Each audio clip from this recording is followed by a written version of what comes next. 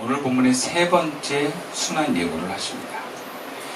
이 순환 예고는 첫 번째 순환 예고와 두 번째 순환 예고와는 좀 다르게 더 상세하고 또 앞으로 겪게 될 순환의 내용과 거의 같은 순서로 되어 있습니다. 이것은 그만큼 순환의 때가 가까이 왔다는 것을 알려주는 것입니다.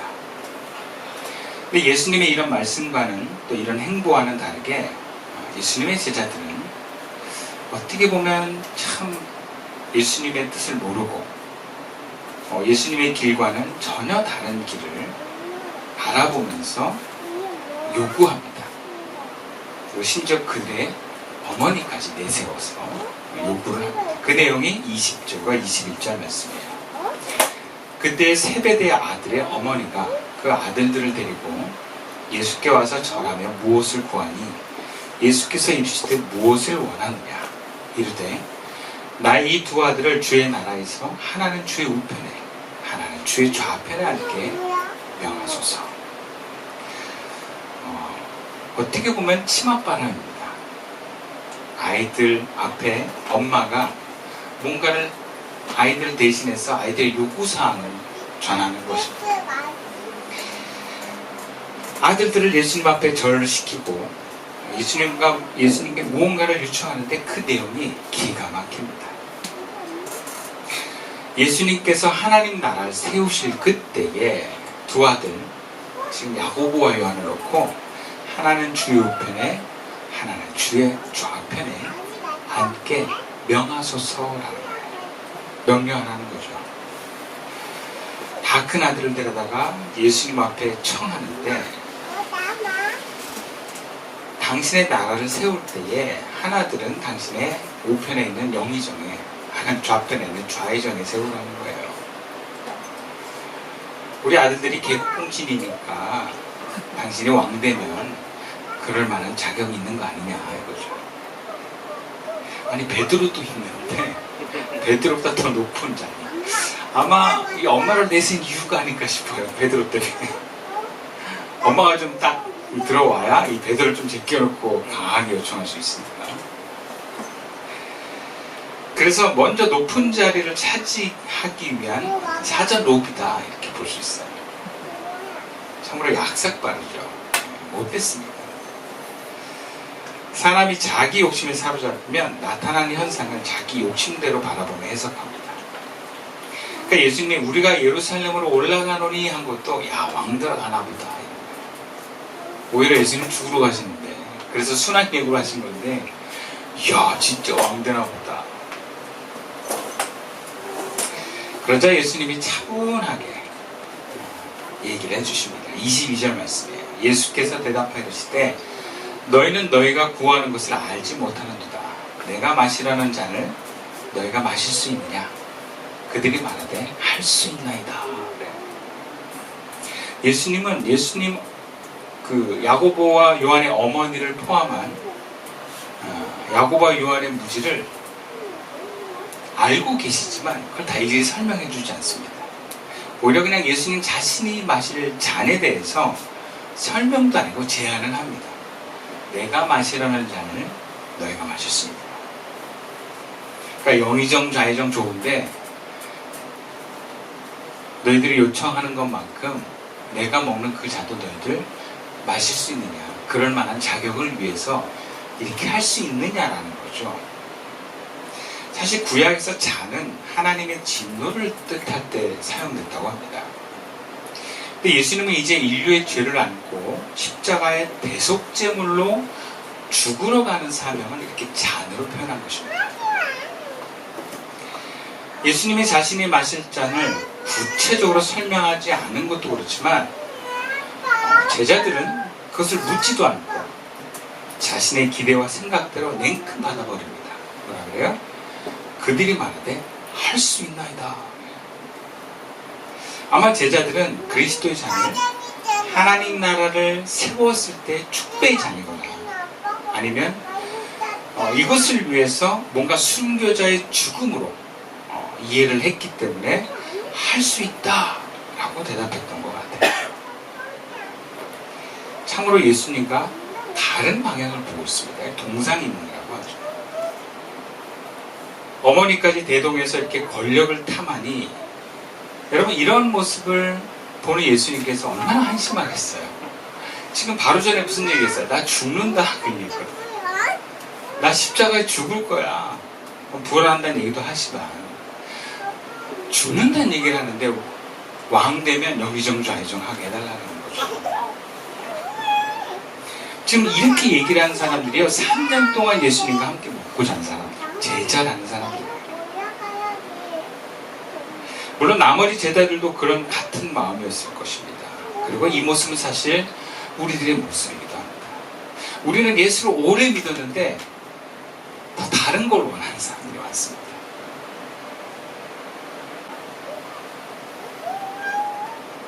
우리가 예수를 오래 믿고 뭔가 예수와 함께하는 삶을 산다는 것이 주의 우편에 주의 좌편에 뭔가 영광을 누리는 것으로 생각하는 모습들이 우리들에게 없겠습니까? 저는 청년 때부터 주님을 사랑한다는 사람들을 많이 봤습니다. 물론 집단 분위기에서 주를 위해서 목숨을 내놓겠다라는 얘기도 있었어요. 제가 주를 위해서 죽겠습니다 이런 얘기도 서슴없이 하는 걸 저는 들었어요. 저는 안 했습니다. 많은 이들이 내 삶을 드리겠다는 찬양과 생명을 주님께 드리겠다는 찬양을 서슴없이 합니다. 참 위험한 찬양입니다. 근데 정말 그 고백과 그 순간에는 정말 그런 마음을 담아서 했는지는 모르겠어요. 그거를 잘못했다라고 함부로 얘기할 수는 없겠죠. 근데 삶을 오래도록 지속적으로 그 고백대로 사는 사람은 많이 못 봤습니다. 주를 위해서 목숨을 내놓겠습니다 하는데 자기 욕심을 못 버리는 사람들을 많이 봤습니다. 주님이 소중하다고 얘기하지만 자기 소중한 것을 내려놓지 않은 사람들을 많이 봤습니다. 알고 보면 우리는 주님을 잘 모르고 시인합니다.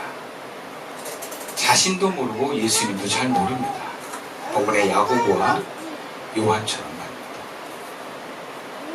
우리는 예수를 믿는 것이 무엇인가를 늘 고민하면서 생각해 봐야 됩니다. 그리고 주를 위해서 사는 것이 어떤 삶인지, 무엇을 내려놓고 내가 무엇을 내려놓을 수 있는지를 잘 살펴봐야 합니다. 우리는 다 잘 모르고 고백합니다. 내 기대와 내 상상에 따라서 이야기를 합니다.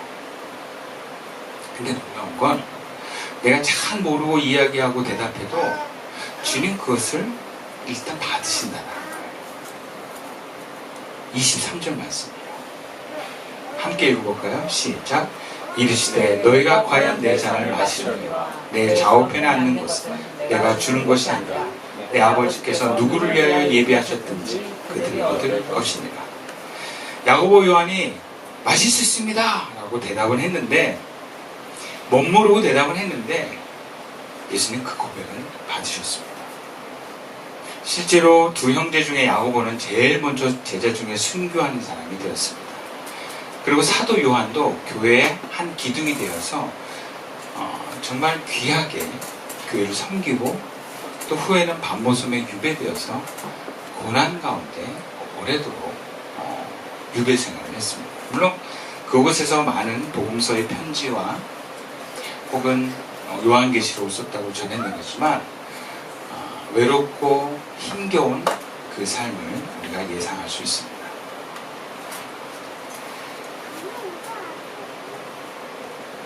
그렇다고 주님께서 그들이 대답 한번 제대로 모르고 한 걸 가지고 너 대답했다 그러면서 어떤 예수님의 순환의 길을 걷겠다 이렇게 본 건 좀 무리가 있습니다.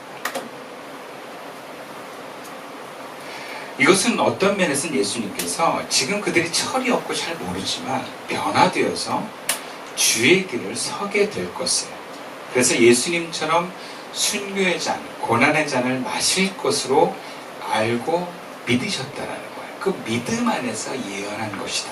그렇게 해석할 수 있습니다.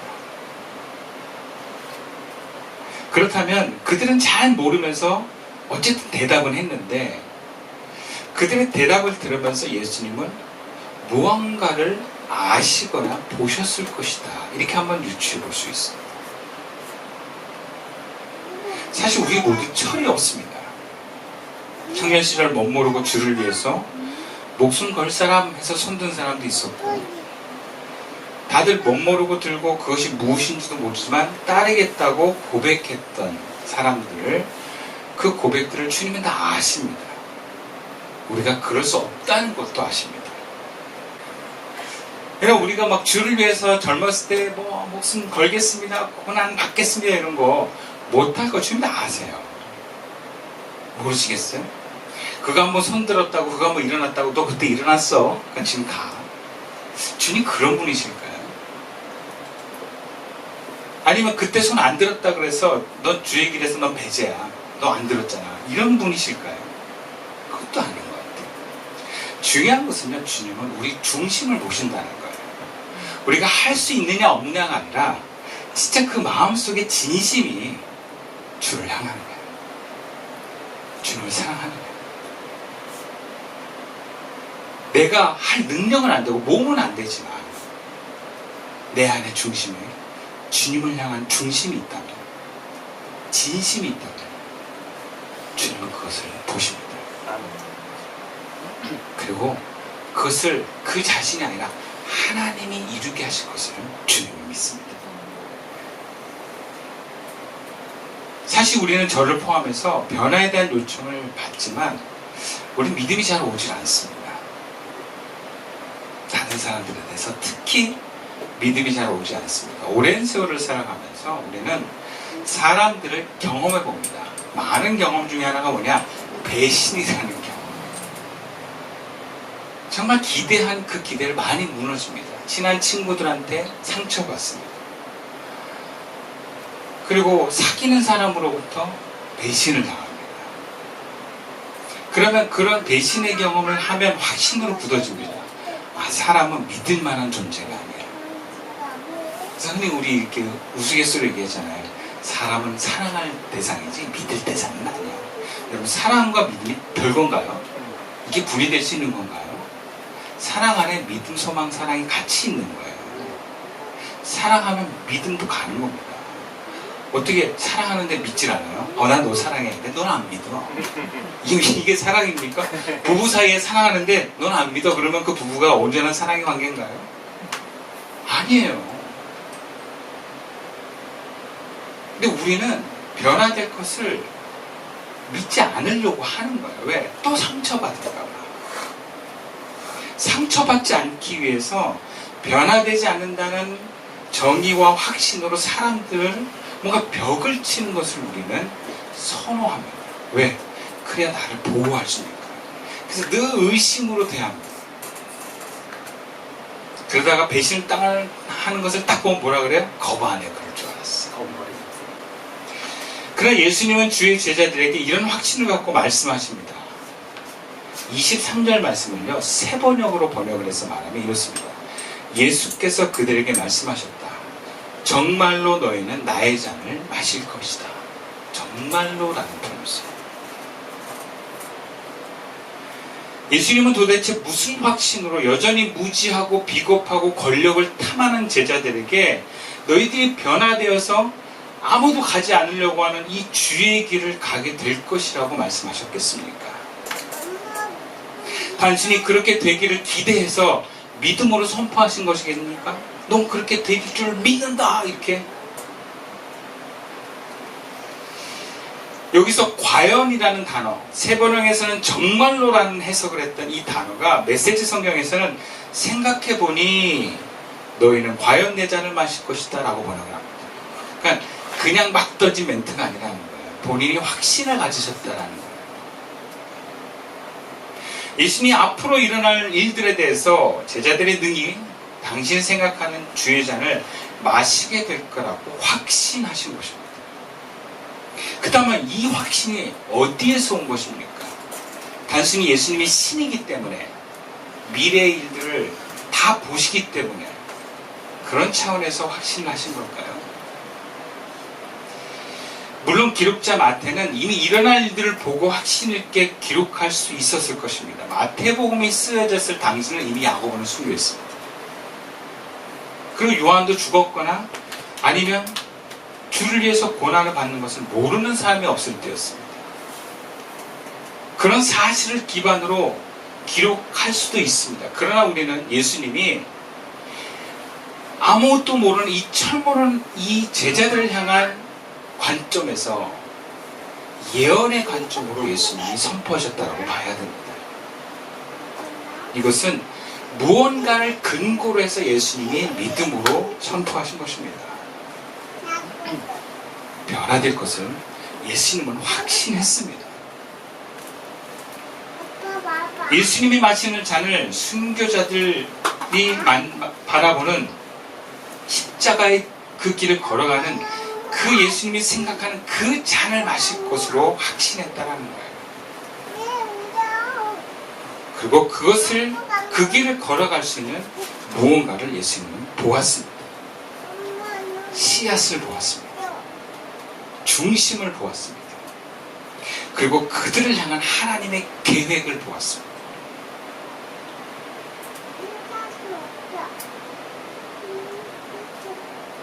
예수님께서 제자들을 부르실 때는 그 12명의 제자들 모두가 예수님의 계획을 이뤄갈 그런 그리스도길을 걸어갈 그 사람들임을 보고 그 중심을 보고 부르신 것입니다. 아무나 부른 게 아니에요. 물론 그 중에 가룟 유다는 예수님을 팔고 멸망의 길로 갔지만 11명의 제자들은 예수님의 부름에 맞게 다 복음을 전하고 순교했습니다. 그러니까 한 명을 제외하고 예수님이 보신 대로 부르신 대로 다 성취되었습니다. 예수님께서는 우리가 바로 그런 자신과 같이 믿음으로 바라보기를 원하십니다. 그리고 믿음으로 선포하기를 원하십니다. 그리고 우리 자신이 바로 그런 존재가 될 수 있다고 말씀하십니다. 우리는 실제적으로 교회에서 제자도 양육해보고 가정에서 자녀들을 길러보고 사람들을 대하다 보면 참 많은 기대를 내려놓습니다. 그러면 자녀를 양육하면 부모가 경험하는 확신은 기대보다는 좌절이 많습니다. 그래서 부정적인 예언을 하고 싶은 마음이 막 올라와요. 목사도 교회에서 사역을 하다 보면 오래 사역을 하면 할수록 점점 부정적인 마음이 돼요. 저도 청년부 사역 7년 했습니다. 중고등부 사역 7년 했습니다. 성가대 지휘 7년 했습니다. 처음에는 한 사람 한 사람이 다 하나님 자녀가 될 것 같고 귀하고 정말 그들을 향한 하나님의 뜻을 막 발견하고 너무 행복했던 기억이 나요. 그러나 그들이 점점점 거쳐가고 떠나고 지나가면서 드는 생각은 아, 사람은 안 변하는구나. 정말 없구나. 제가 어떤 고백이냐면 난 시대를 잘못 태어났어. 이런 생각까지 됐어. 그리고 심지어 용서하세요. 제가 함께 남아있는 성도들 향해서도 이들도 언젠간 떠날 거야. 이런 마음을 갖게 돼요. 교회는 은혜를 많이 받아도 그걸 지속할 수 없다는 생각을 자꾸 할 수밖에 없어요. 왜? 그걸 너무 많이 보니까. 자꾸 마음을 비우지 않고 그걸 목회를 못하는 거예요. 근데 예수님이 우리들에게 보이는 모습은 다릅니다. 예수님은 이 제자들 향해서 어떤 순간에는 나를 버리고 다 도망갈 수는 있지만 베드로를 향해서 네가 나를 3번이나 부인할 수도 있지만 결과적으로 내가 마시는 잔을 마실 거다라는 확신으로 말씀하십니다.